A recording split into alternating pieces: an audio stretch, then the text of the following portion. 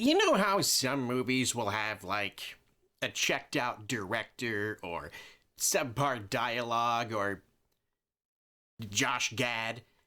Usually you can still find something in them to enjoy. Well, the movies, not Josh Gad. The point I'm making here is, this might be the single most pointless movie I've ever seen. And of course, I found it in Tad's collection.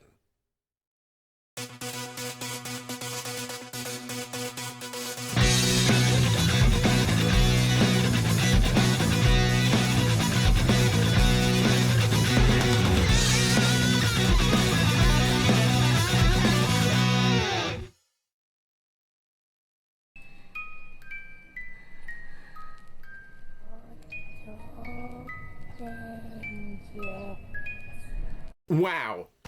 Opening with one of the lamest cliches in all of horror. Dude, everyone watching this instantly knows she's going to see a ghost in the mirror.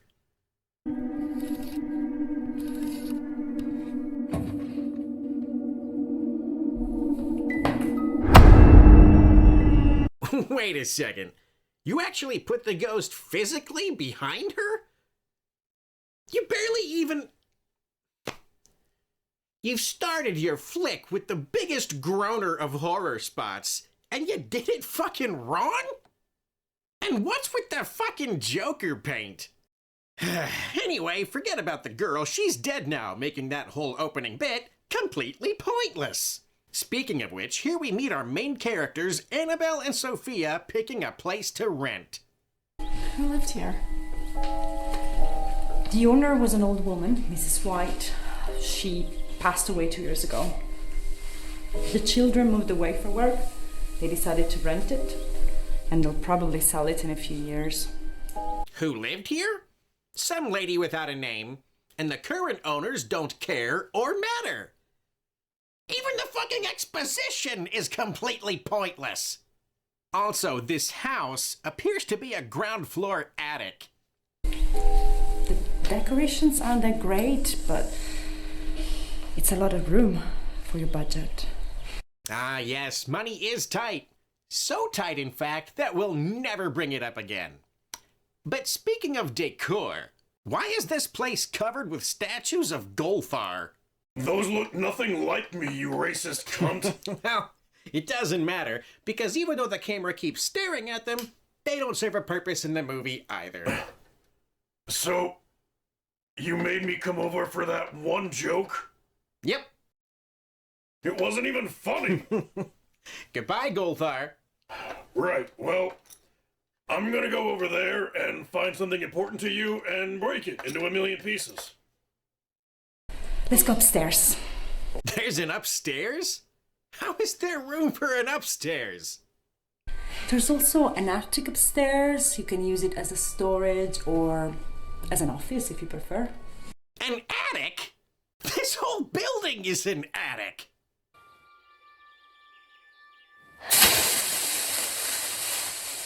No, you dicks. A painting of a statue of half-poodle Rutger Hauer is not a jump scare. Actually, I'm sorry. Just like everything else they say and show, these pictures don't matter. Forget I mentioned it. All that matters is they rent the giant attic, and the first thing they do is start digging up the disgusting lawn. Oh, an item buried under half an inch of dust. Clearly, it was never meant to be found. And it's in remarkably good shape for being in the dirt for 30 years. You don't... That wasn't a lock. That latch wasn't even rusted. Anyway, they open the box and find another box. Nothing redundant about that. Sophie, time for bed. She's already in bed, so you're both fucking stupid. By the way, these shots here really make me think they added the letterbox bars in post, but I don't know why. Like, everything was perfectly in frame, and then the director decided to make the whole movie look worse on purpose. What the fuck? Also, I have no idea where their giant attic is located, but the next day they drive to one of these apartment buildings on Dundas Street in Toronto. Do you like these toys, Sophie? Which is your favorite?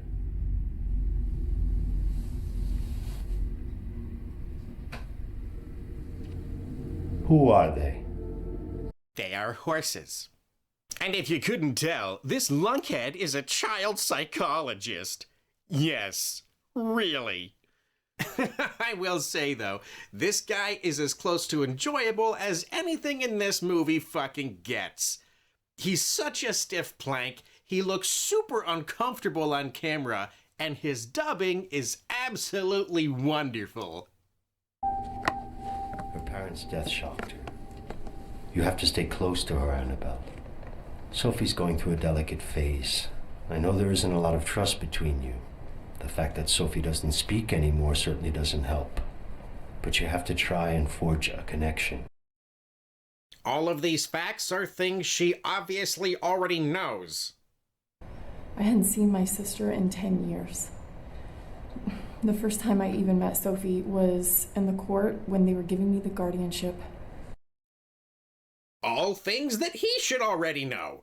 This is the most basic, bare-bones information that would have been shared between them when scheduling Sophia's first session.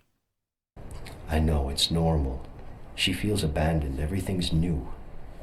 You have to insist. Even if she seems like she has no interest in knowing you at all. She needs you. You're all she has.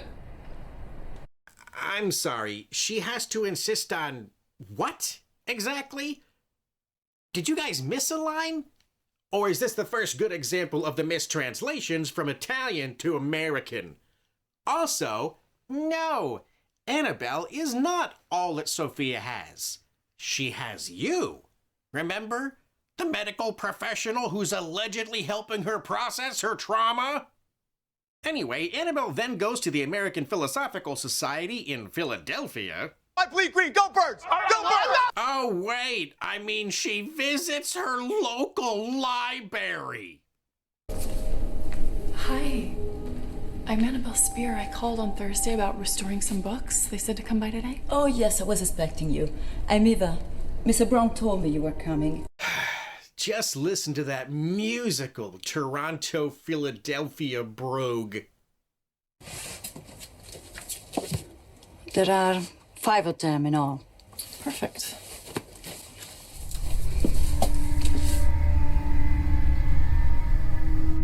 Cool scene.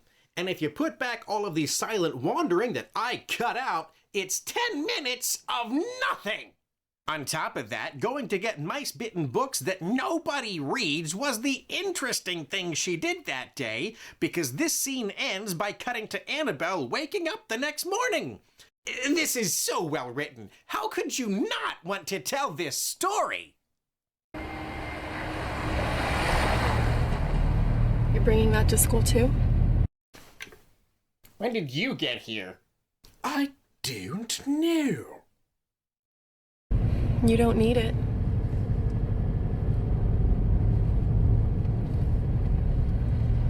Okay, so don't let her take it. Is she really gonna carry it around, stare into the mirror all day? We're not supposed to know, though, because we jump right to Annabelle working in the middle of the night.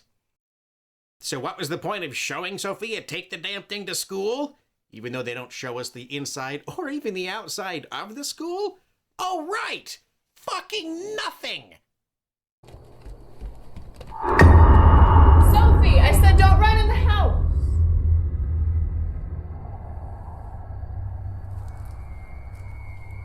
Wow, an innovative haunting scene we've never seen 1,000,000 times before.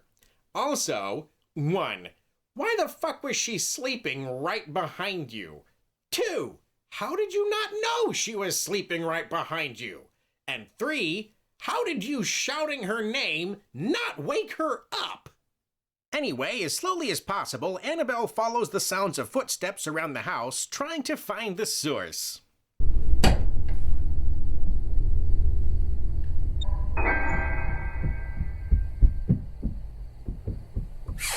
So, she's allegedly on edge, thinking that there might be an intruder in the house, perhaps, but then seeing a rocking horse acting on its own gets zero reaction.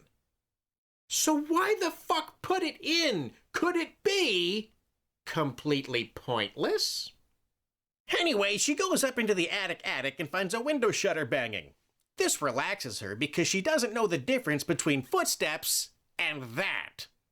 Now, I'm going to show you the rest of this scene because I need you to fully grasp just how boring and pointless and hollow this movie really is.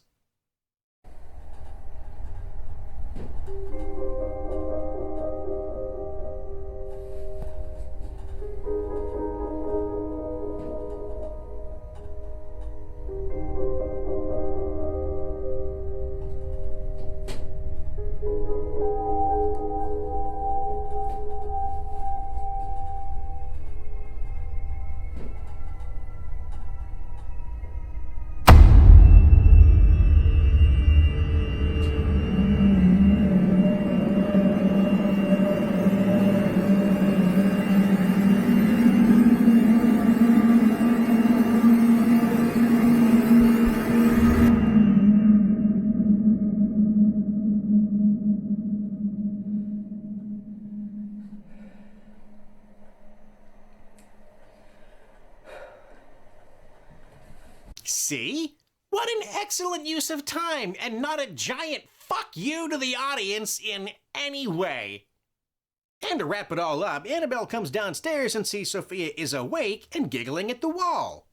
Which, of course, is nothing to fucking ask about.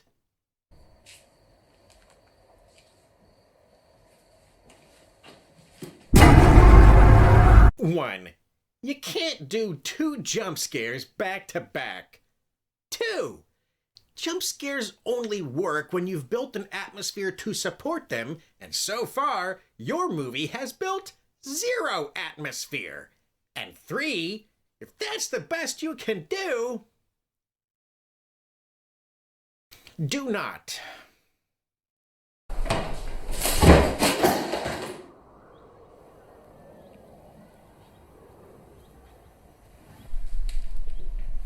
Really? That seems like a normal thing to you? That's a thing that books do? Oh, and the ghost knocked a book open to a page of relevant interest? Why, I've never heard of such a thing.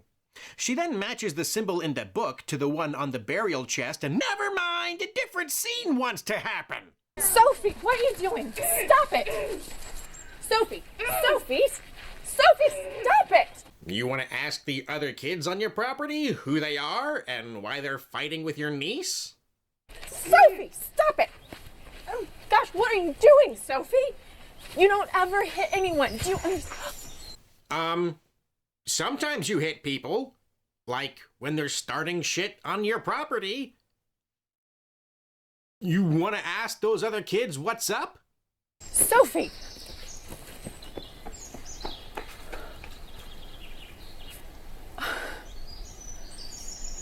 Yeah, good point.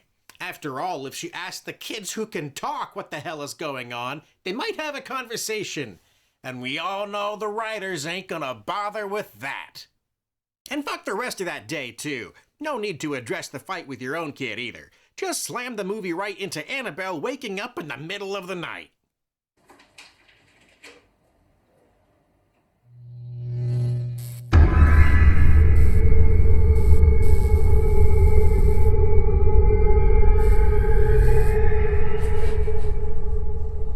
Man, it sure is scary how the ghost girl keeps showing up to do nothing and then leave. The colossal balls to give yourself a writing credit. She then notices Sophia's not in bed and hunts for her by walking around in the dark for 1,000,000 hours. 1, here I come.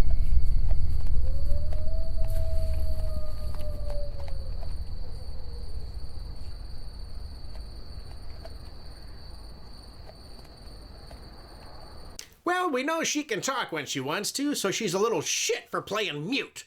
Also, she really sucks at hide and seek. Anyway, they go see the shrink again, this time apparently at the Shangri-La Hotel, which is only a few blocks from Dundas Street, so at least we're back in Toronto. That carry-on is really nice. Can I look at it closer?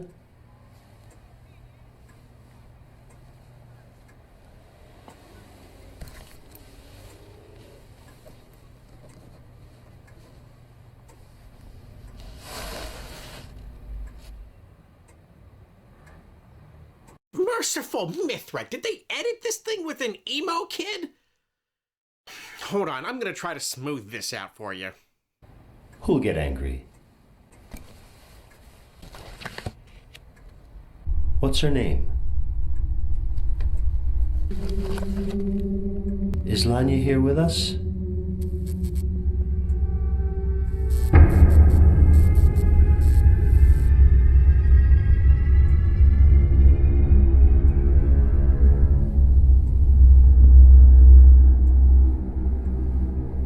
And apparently, she hates your fucking lamp.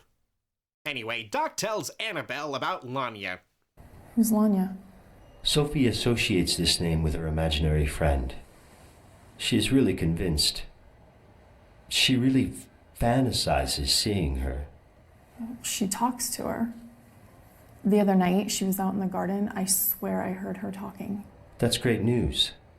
Yes, your child only speaks when talking to her fucking delusions. Great news. Sure, we know that she's been seduced by some paranormal entity, but Dr. ADR is being fucking inept. Let's have another talk about everything being okay. I like it when you reassure me about the same thing in multiple scenes. Oh shit, I can't find my kid again. I should probably start paying attention to her.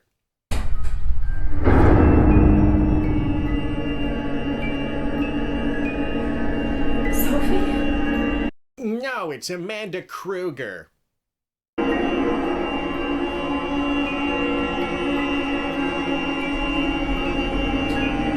What? Why is she seemingly so scared of her niece sitting under a tablecloth?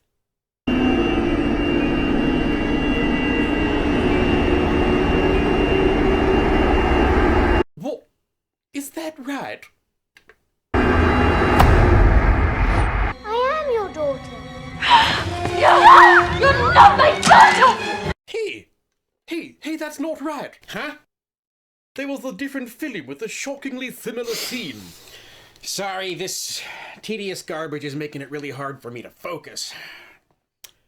Was it at least a better movie that snuck in? Well, of course it was better. There was a puppet in it. You are so weird today. Anyway, the ghost gives Annabelle some sort of vision, and she conks out, waking up later to the sound of Dr. Dubbed knocking on the door. Hey, I need to talk to you. Or maybe it's a different actor doing the talking. I'm not really sure. Your imaginary friend.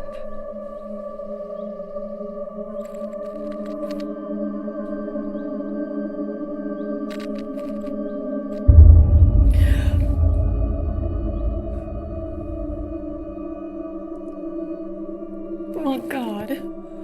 Yeah, lady. Mine too. What does she want with this? Why is she following Sophie? I don't know, Annabelle. Whatever it is, she's connected to your niece.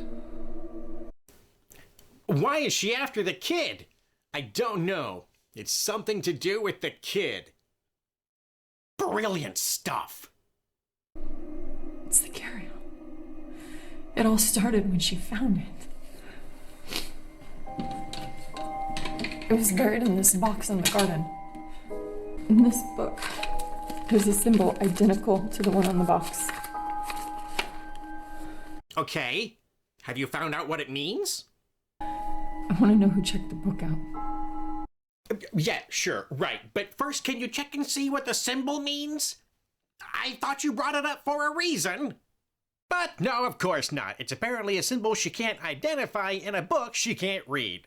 Must be in Italian. Eva, out of curiosity, could you let me know who checked this book out last? Oh, Annabelle, I can't. Privacy, you know. I'm sorry.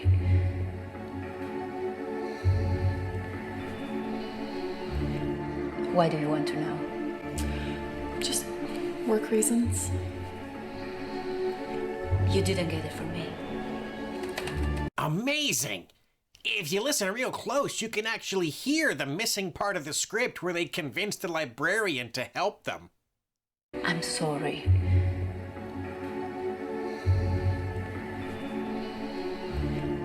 Why do you want to know? This isn't acting, by the way. This is these two caught silently judging the broken script. So the librarian gives them the borrower's address, and they walk 10 feet away to stop and discuss it. Isn't that your house? You just went there, so you'd probably fucking know. So the former tenant buried it, probably. Do you know where they live now? She died 2 years ago. I've got to know what this symbol means. No shit! What was even the point of this dumbass detour? Have you tried Google image search? Because that's how I found out you're back in Philadelphia. Go birds. Go birds. I overheard your conversation. There's a woman.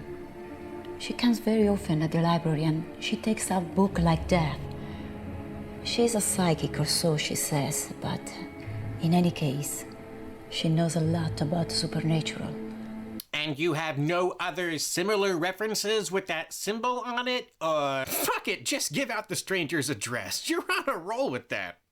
I need to speak with you, just for a few minutes. Here at the door or inside? You know what? Sure, I trust this lady's a hell of a psychic.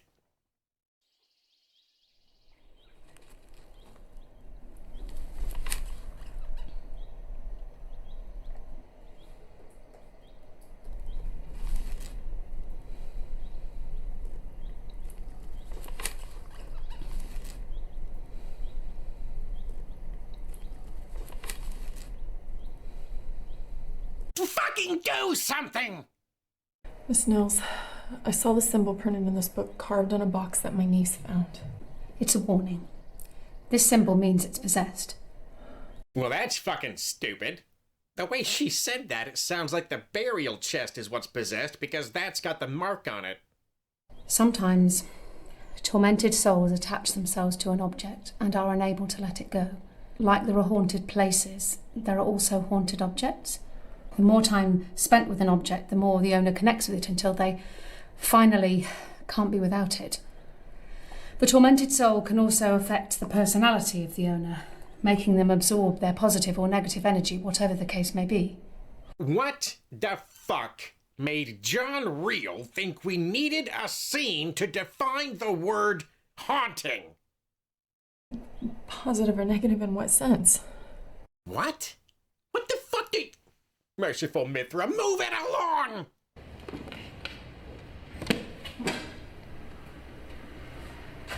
Sophie, be careful. Don't wander around the bookshelves. That whole fucking building is bookshelves!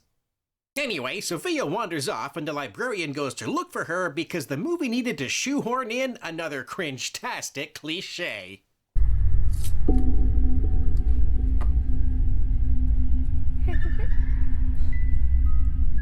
You should be embarrassed. Librarian finds the music box unattended, and just like Annabelle with Sophia in a linen, she acts terrified of approaching it with no actual reason to be apprehensive in the slightest.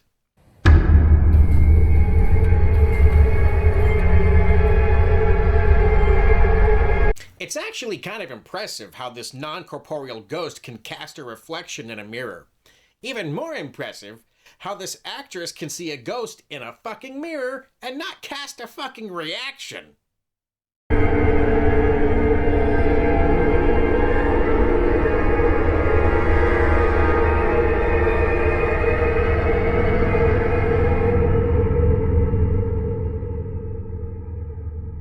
Wow! For something that apparently didn't happen, that sure took forever. Annabelle returns to pick up the kid and intentionally forgets the music box. So instead of taking the cursed object home and destroying it, she leaves it with a very helpful person without telling them. You are a bitch. And guess what? When Librarian tries to open the damn thing...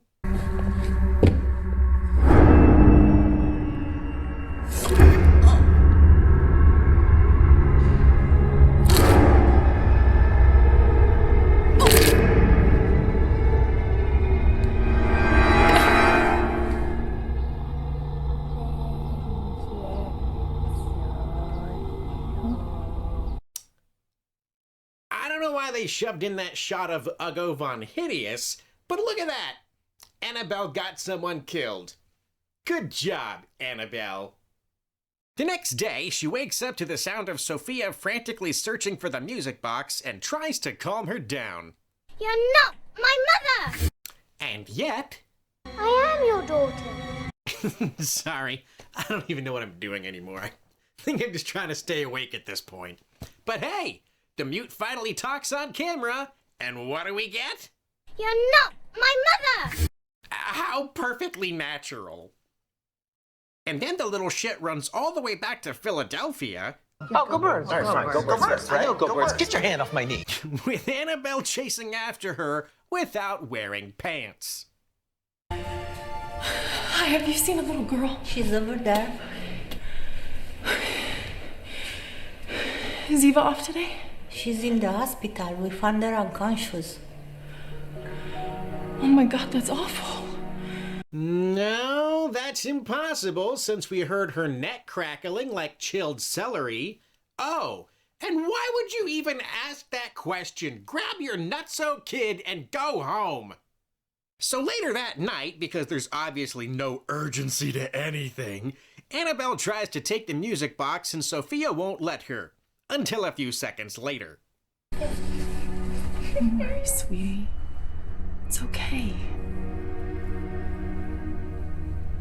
Lanya is mean. She can't be mean if we bury the carry-on. So, now the kid has turned on Lanya. That would probably make more sense with a reason. We have to bury the carry-on. Okay, tomorrow. Tomorrow. You brain-dead baby! You just realized your ghost friend is a cunt. Why would you want to spend another night with her? Luckily, Annabelle does a semi-sensible thing and takes the damn box while the fucker is sleeping, instead of giving the ghost more time to fuck around. Did you bury it? Yes, sweetheart. The carry-on's gone. You buried it right in front of the fucking house, so gone isn't really a word I'd use. And the next day, the ghost knocks some items off a shelf, so they call the psychic who was completely useless the first time. So you say it's the spirit of a little girl? Yes, Lanya, that's her name. At least that's what Sophie calls her. And your niece sees her all the time and talks to her? Yes, she dug the box up by herself. Maybe that's why. Thanks for more dialogue repeating the fact that Sophia talks to a ghost. Can't listen to the same conversations enough in this movie. But no, you buck-passing bitch. Sophia did not dig up the box on her own. She specifically showed it to you in the ground, and you are the one who brought it in the house. You even opened the thing like an aggressive idiot. Now that I think about it, with all the time this fuckery wastes watching people slowly and silently meandering around, it's actually kind of odd that they didn't film the chest being unearthed. But I'm still pretty confident in my assertion that you are the one who did it! Do you know who lived here before you? What, in the box? No, not in the box. Would you either be here or not, please? They would come from town to ask for her help. She had this kind of gift. She could speak to spirits. So, a psychic is telling us that a dead person was psychic. Seems kind of pointless. It was locked inside here. Yeah, she told you that. At least twice. This is certainly not a good spirit. Yes! You told us it was trying to possess the little girl. How is this character psychic? Then they go upstairs to the gargoyle room and she psychically points at the wall.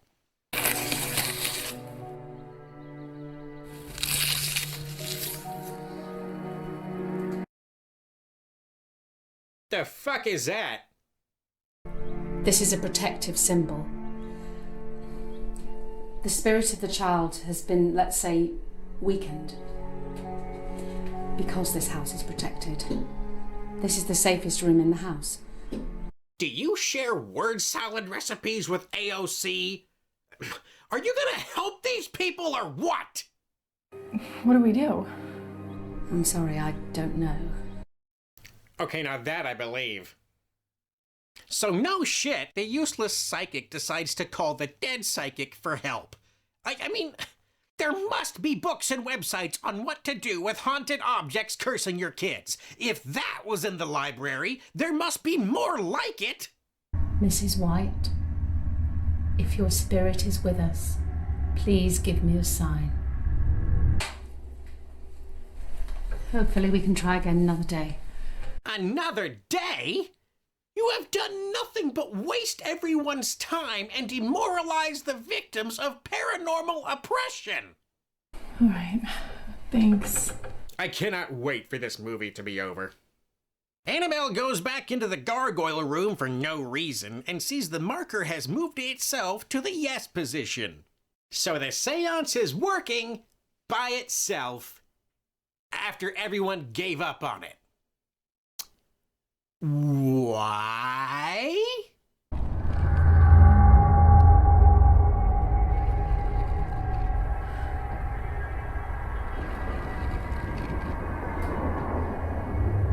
Third step. You know, John, it occurs to me if you just let the audience watch the marker spell out 3STEP, you wouldn't need to offer subtitles or have a character say it out loud for the audience. But hey, maybe gutting any intrigue from your scene by constantly cutting away from what we're supposed to be focused on is really smart. In Italy. So she goes to a stair that's probably the third step somewhere and uncovers another book, which is fantastic because the books in this movie have been fucking great so far. Unfortunately, her reading time gets interrupted when Dr. Lunkhead calls her to a hospital. And I know what you're thinking. If our first two establishing shots were from Toronto, and we've only had one from Philly, well, this must be Philly too, right? Well, close. It's actually Islamabad, Pakistan. Or maybe it's just a made-up place from a cinematics company. You know what? It doesn't fucking matter. She felt really sick during the session. I figured it was better not to wait, so I brought her here. Here, the cartoon Islamabad hospital? Or here, the ADR booth? Anyway, the kid's in the hospital for music box withdrawal, so they fucking bring it to her. The doctor says that her condition is back to normal. Tests show everything is fine. Okay, stop. 80% of the dialogue in this thing gets repeated ad nauseum, so let's check something. The more time spent with an object, the more the owner connects with it until they finally can't be without it. The tormented soul can also affect the personality of the owner, making them absorb their positive or negative energy, whatever the case may be. Uh-huh. The more time passes, the more the person that has the object becomes attached to that possessed object. Simply put, the more time your niece spends with the carillon, the more powerful the spirit becomes, regardless of where it is. Right. That's twice that the psychic told Annabelle that the more time the girl spends with the music box, the more powerful the ghost becomes, and the more its negativity will poison and threaten Sophia's life. So, they brought it back to her Why? And if the ghost attached to it wants to fuck the kid up, why did bringing the evil closer suddenly cure her? Hey look, a transition with color and depth and back to flat, lifeless crap. Lovely. Annabelle goes to the library, again, because that's the only place to do anything, and she's brought along the secret diary of Mrs. White. What's she gonna search for? Found dead at home, a girl of 10 years old. It is a mystery. Holy hell. Is that supposed to be a newspaper article? In English? It is probably caused by suffocation death? That is fantastic. In fact, that is now my go-to line for any mystery I come across. In the diary of Miss White, I found the person who asked her for help with the carry-on. I want to go talk to her. Sure, don't worry. Okay, thank you. And thank you for not having any other clients and possibly quitting your job to become my full-time babysitter while I run around never doing my job either. It's been a huge help. And now we get even more exposition blasted at us that probably could have been given out naturally during the runtime they wasted. I didn't think to contact a psychic until after the death of my daughter Jade. Lania, after Jade was gone, manifested herself to me. She didn't try to hurt me. She was just there next to me. She was there, always. Until Mrs. White found a way to free me. You needed rescued from a ghost that was doing nothing? Where did she get the carry-on? She got it at an antiques fair. And that is it for the backstory. This woman's daughter bought a haunted music box by accident. Why is Lanya haunting a music box? Fuck you! The writers didn't have time to put that in the story. I was sitting there reading, and when I heard the carry-on play its entire melody, I'd never heard the whole thing through. It would always get stuck. And just felt something was wrong. I went to try and find Jade. I found her there on the sofa. She was dead. She'd been smothered. The carrier was there next to her. So, the ghost befriends children until the song in the music box runs all the way through, and then it smothers them.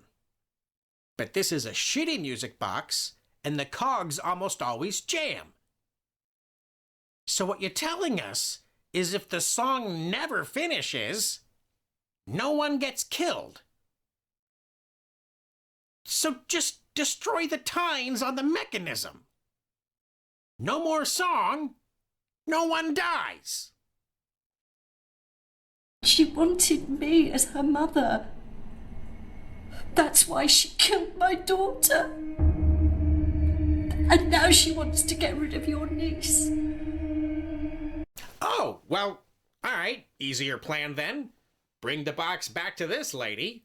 Ghost gets the mother it wanted in the first place, and no need to kill any kids. Movie over. The carry-on's almost played its whole tune. Then the time has come. Sophie.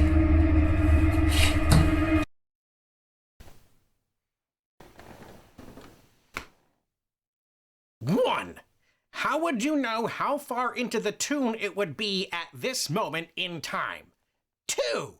You've never heard the end. How could you know how close it is anyway? 3. If the thing's constantly jamming and being rewound, what makes you think it's suddenly not going to jam? 4. If you're in a rush to get to Sophia, call your boyfriend and tell him what's up.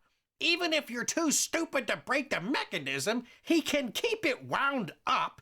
Plus, it's a fucking music box. It only plays when it's open, so just don't fucking open it. Of course, she's too dumb to call him, and the ghost arbitrarily decides this is the time to manifest into physical form and attack Dr. Dub. Look at that. Look at that. Imagine getting killed by that. And by the time Annabelle's made it home, he has been. So she stashes the kid in the allegedly safest room and goes after the music box. Now get some duct tape and you're done. No, she has to bury it, but I don't really get why, since burying it didn't have an effect last time, which they also didn't really explain, but apparently it did work. Whatever, I don't care. And just to shine a light on how desperate they were to stretch out that runtime, this is the denouement 1 month later.